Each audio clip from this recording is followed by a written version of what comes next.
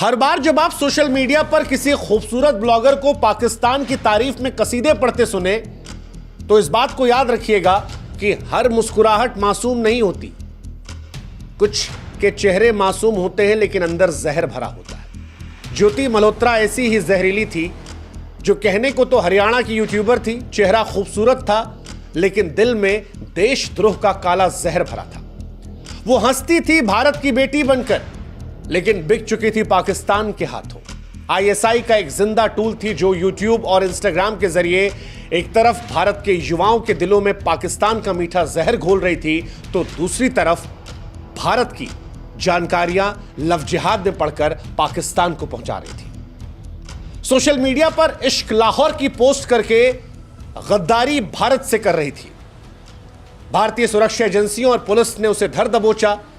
उसने लिखित में कबूलनामा किया, लेकिन सवाल यह है कि ऐसे देशद्रोहियों का भारत में गटर कितना गहरा है। कितने और ज्योति भारत की मिट्टी पर सांप बनकर रेंग रहे हैं। ऐसे सच कहें तो धिक्कार है ज्योति और ज्योति जैसे लोगों पर जो भारत के लिए जिंदा बम है। धिक्कार है ऐसे गद्दारों पर जो इश्क, शांति, संवाद जैसे शब्दों के पीछे छिपकर हिंदुस्तान को नीलाम करने की सोचते हैं। कौन है ज्योति मल्होत्रा, आज सबके मन में सवाल है। हालांकि हम चाहते हैं कि आप भी हमारी एक मदद करें, हमारे व्हाट्सएप चैनल से जुड़ें। लिंक हमने डिस्क्रिप्शन में और कमेंट सेक्शन में पिन कर रखा है। आप जुड़ेंगे तो इससे हमारी ताकत बढ़ेगी और आप तक जल्दी हमारे वीडियोस पहुंचेंगे। ज्योति मल्होत्रा हरियाणा की ट्रैवल ब्लॉगर थी। यूट्यूब और इंस्टाग्राम पर लाखों फॉलोअर थे। पूरी प्रोफाइल जो है वो पाकिस्तान पाकिस्तान पाकिस्तान से भरी पड़ी है। दिखने में खूबसूरत, आवाज सुंदर। प्रोफाइल स्टॉक करेंगे तो समझ जाएंगे कि लाहौर की गलियों से लेकर पाकिस्तानी खाने की बड़ी मुफीद थी। मानो दुनिया में सबसे खूबसूरत मुल्क उन्हें पाकिस्तान लग रहा था। लेकिन यह सब कुछ इत्तफाकन नहीं था। वो भारत की सैन्य गोपनीयता को आईएसआई के हवाले कर रही थी। वो लिख रही थी इश्क लाहौर लेकिन गद्दारी दिल्ली से कर रही थी। हंसमुख चेहरा, मासूम दिखने वाली कहानियां लेकिन इरादा देशद्रोह का। ज्योति मल्होत्रा एक दो मुही नकाबपोश देशद्रोही थी जिसने अपने ब्लॉग्स के जरिए पाकिस्तान के एजेंडा को भारत के युवाओं के दिमाग में घुसाया। वो न सिर्फ भारत की जमीनी हकीकत को झुटलाकर पाकिस्तान की चमक को दिखा रही थी बल्कि सैन्य जानकारियां भी दुश्मन को बेच रही थी। और यह सब कुछ क्यों था? क्योंकि उसे दानिश नाम के एक पाकिस्तानी एजेंट से मोहब्बत हो गई थी जिसने लव जिहाद के चक्कर में, जिसने पाकिस्तान की तरफ से साजिश करने के चक्कर में इस लड़की को फंसाया था।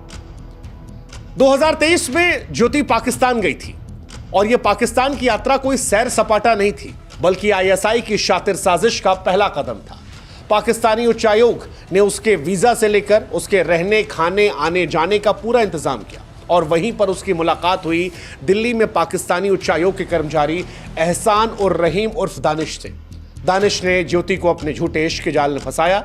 यह कोई प्यार वैर नहीं था, यह लव जिहाद की सुनियोजित साजिश थी। दोनों के बीच संबंध बढ़े।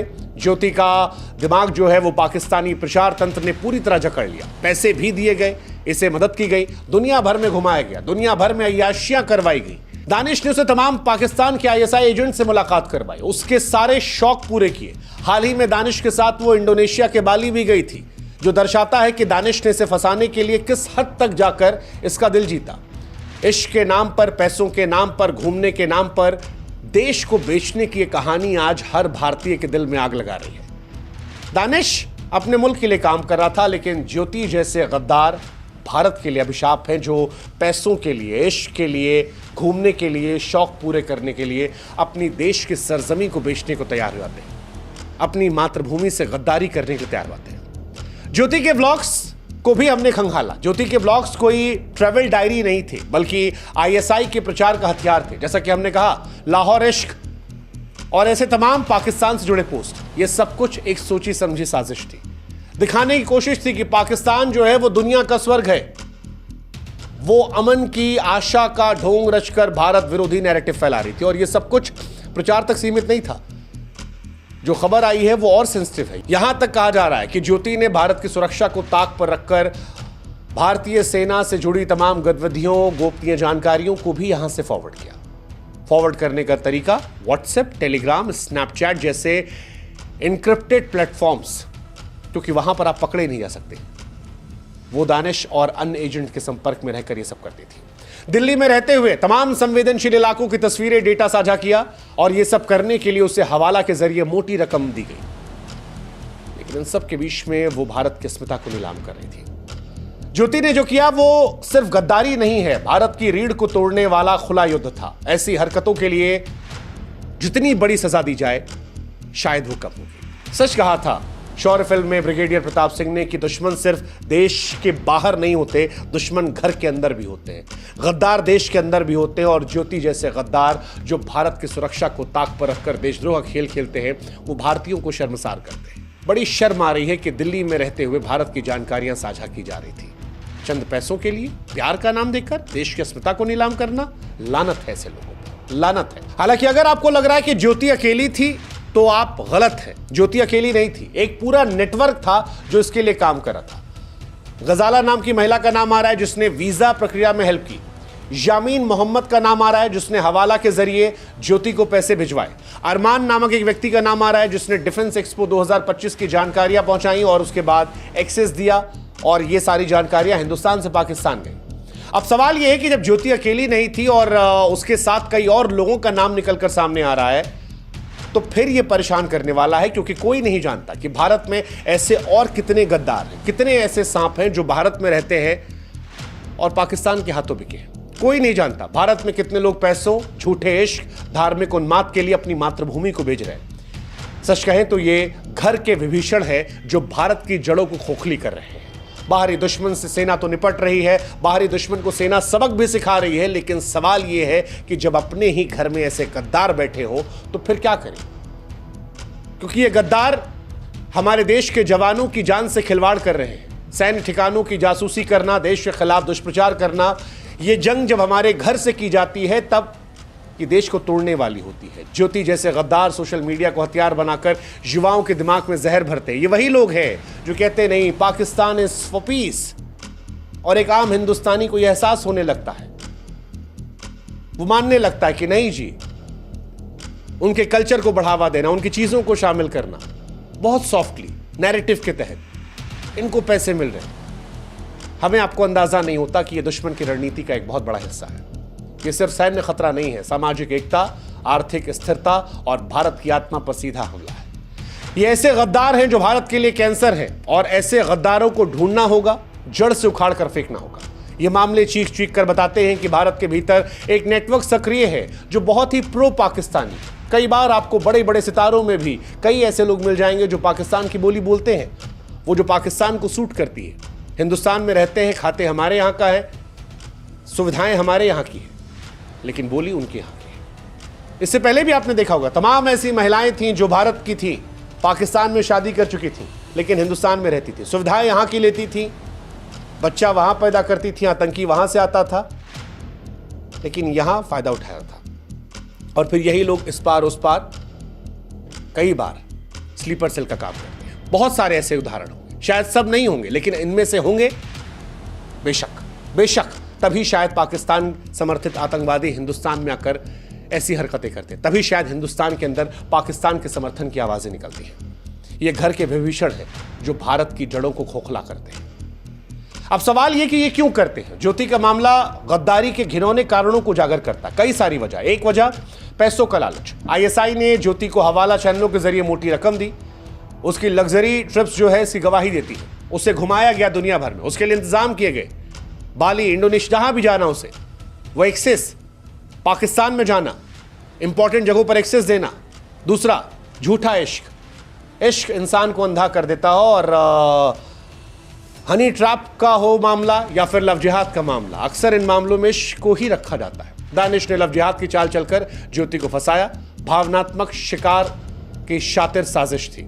तीसरा, ब्रेन वॉश, अमन की आशा जैसे सो कॉल्ड पीस के इवेंट जो है वो ढोंग के चलते अक्सर लोगों पर असर करते हैं। जो सामने कहा कि वो पाकिस्तान का एजेंडा है, जी पाकिस्तान एक कल्चरल देश है, अजी घंटा देश है, पाकिस्तान आतंकवादियों का देश है। पाकिस्तान इज फॉर पीस, वही पीस जहां पर आतंकवादियों को 14 करोड़ रुपए दिए गए। पाकिस्तान का असली चेहरा उजागर करना जरूरी है। वो जो सामने रख के पाकिस्तान दिखाता है और जो पीछे से छिपाता है, जब तक वो एक्सपोज नहीं होगा तब तक हमारे देश में युवा जो है वो आकर्षित होते रहेंगे और ज्योति जैसे गद्दारी भी कुछ कर लेंगे। ये समझने की जरूरत है। तीसरा, कमजोर पृष्ठभूमि। सामाजिक और आर्थिक रूप से कमजोर लोग अक्सर इस नेटवर्क का आसान शिकार बनते हैं। और चौथा, वो शिकार बनते हैं जो कभी परेशान हुए थे, कभी किसी दंगों में कोई परेशान हुआ, उसको ब्रेन वॉश करना बड़ा इजी होता है, बड़ा इजी होता है। तमाम फिल्मों में भी देखा होगा आपने, इट्स वेरी इजी। वैसे समझना हमको ये भी होगा कि अमन की आशा दुश्मन की साजिश है। ये जो सो कॉल्ड पीस इवेंट है, अमन की आशा जैसे संगठन भारत पाकिस्तान दोस्ती का झूठा राग अलापते हैं, लेकिन अब ऐसे मामले साबित करते हैं कि ये जासूसी, प्रचार, फंडिंग का अड्डा है। इनकी फंडिंग कहां से आती है कि जांच करने की जरूरत है। इनमें जुड़े लोगों की विदेशी यात्राओं को नजर रखने की जरूरत है। इनके सोशल मीडिया गतिविधियों की जांच की जरूरत है। और अब जरूरी है, क्योंकि भारत के फौजियों की जिंदगी का यह सवाल है। सवाल यह भी कि क्या ये शांति चाहते हैं या आईएसआई के लिए प्रॉक्सी बन रहे हैं? इनके पर्दे के पीछे क्या चल रहा है? हर भारतीय सवाल पूछने आता है। ऐसे संगठनों पर नजर रखनी होगी, वरना दीमक की तरह ये हमारे देश को खोखला करेंगे। जनरल विपिन रावत ने कभी सच कहा था कि भारत 2 नहीं 2.5 मोर्चों पर लड़ रहा है। पहला मोर्चा पाकिस्तान से, दूसरा मोर्चा चीन के साथ, लेकिन तीसरा सबसे खतरनाक है, जो ज्योति जैसे गद्दारों से लड़ना है। घर के गद्दार, वो जो भारत में रहते हैं लेकिन पाकिस्तान का एजेंडा फैलाते हैं, भारत की मिट्टी पर पलकर उसकी छाती पर खंजर घोंपते हैं। ये 2.5 मोर्चे की इस जंग सोशल मीडिया हथियार के तौर पर इस्तेमाल होती है और ज्योति जैसे गद्दार उसकी गोली बन जाते हैं। इन विभीषणों पर नजर रखनी होगी, इन दीमकों को खत्म करना होगा। और खत्म कैसे होगा? सोशल मीडिया पर सख्त निगरानी रखें। हर संदिग्ध ब्लॉगर, हर संदिग्ध इन्फ्लुएंसर, हर वो सेलिब्रिटी जो पाकिस्तान के गुणगान कर रहा है, उस पर नजर रखिए, नजर रखिए। वो जो भारत को कमजोर करने की कोशिश कर रहा है, भारत विरोधी नैरेटिव बना रहा है, उस पर नजर रखिए। अमन की आशा की जांच, इनके फंडिंग, विदेशी कनेक्शनों का पर्दाफाश किया जाए। युवाओं को जागरूक किया जाए कि Pakistan is not for piece, it's a terrorist country. आतंकवादी मुल्क है, एक मुल्क जो आतंकवादियों के इर्द गिर्द चलता है, जहां सेना सीधे आईएसआई जो है वो सीधे आतंकवादियों को फंडित करती है, जहां पर रक्षा मंत्री कहता है कि बच्चों को जिहाद में डाला जाएगा, जहां पर आतंकवादियों को मरने के बाद भी पैसा दिया जाता है। That is Pakistan. वो कल्चरल खाना पीना, वो क्रिएटिव बातें, दैट इज नॉट पाकिस्तान। वो उस बड़े पाकिस्तान का शायद एक छोटा हिस्सा हो सकता है, लेकिन रियल पाकिस्तान अब वो it is all about terrorism. Laden वहां पकड़ा गया, जैश ए मोहम्मद का सरगना वहां है, हक्कानी नेटवर्क वहां है, मसूद अजहर वहां है, हाफिज सईद वहां है, दाऊद इब्राहिम वहां है। ये पाकिस्तान का चेहरा है जिसे दुनिया को देखना है और ये युवाओं को समझना होगा। और गद्दारों को ऐसी सजा देनी होगी कि ख्याल भी किसी को आए तो वो दहशत बन जाए। भारत को अब नरमी से नहीं, सख्ती से बरतना होगा। गद्दारी का जवाब ऐसा देना होगा कि उसका डर ज्वालामुखी की तरह अंदर बैठ जाए। ज्योति मल्होत्रा भारत की आत्मा पर हमला करने वाली आईएसआई की जहरीली कठपुतली रही। भारत की न्याय संहिता की धारा 152 और ऑफिशियल सीक्रेट एक्ट की धाराओं 3, 4, 5 के तहत उस पर केस दर्ज है। दानिश को भी पर्सोना नॉन ग्राटा घोषित कर दिया गया है, भारत से निष्कासित कर दिया गया है, लेकिन ये काफी नहीं। ज्योति जैसे कितने गद्दार भारत में छिपे हैं, ये देखने की जरूरत है। देशद्रोह कोई बहाना नहीं है, ना पैसा, ना इश्क, ना कोई ढोंग। जो अपनी मां मिट्टी को बेचता है वो शैतान है। लानत है उस पर, और ऐसे तमाम गद्दारों पर लानत है जो सोशल मीडिया की आड़ में भारत की आत्मा को चलते हैं। भारत को अब जगना होगा, क्योंकि ये काम शब्दों का नहीं है, कर्म का है। हर गद्दार को बेनकाब करना होगा, हर साजिश को कुचलना होगा, हर देशद्रोही को कानून की आग में जलाना होगा। भारत मां के दुश्मनों को ऐसी सजा देनी होगी कि वो गद्दारी का जिक्र आने पर भी लोग खौफ के मारे डर जाए। यही समाधान है। गद्दारों को दीमक की तरह ढूंढिए, खत्म कीजिए। आपके घर में जब कॉकरोच घुस आते हैं तो आप उन्हें पालते नहीं हैं, आप उन्हें मारते हैं, हटाते हैं। दीमक से मोहब्बत नहीं दिखाई जाती है, दीमक को खत्म किया जाता है। और गद्दार दीमक और कॉकरोच होते हैं। उनको ढूंढिए, ट्रैक कीजिए और समाज के मुख्य धारा से हटा दीजिए। बाकी क्या करना है वो काम इस देश का कानून, इस देश की सरकार को बेहतर पता है, लेकिन जागरूक करना हमारा काम है। और आप भी अपने आसपास जागरूकता देखिए। वो जिन्हें पाकिस्तान से बड़ी मोहब्बत है, उन पर आप भी नजर रखिए। उनसे बचकर रहिए, पता लगे गेहूं के साथ घुन भी फंस जाए। ध्यान रखिए।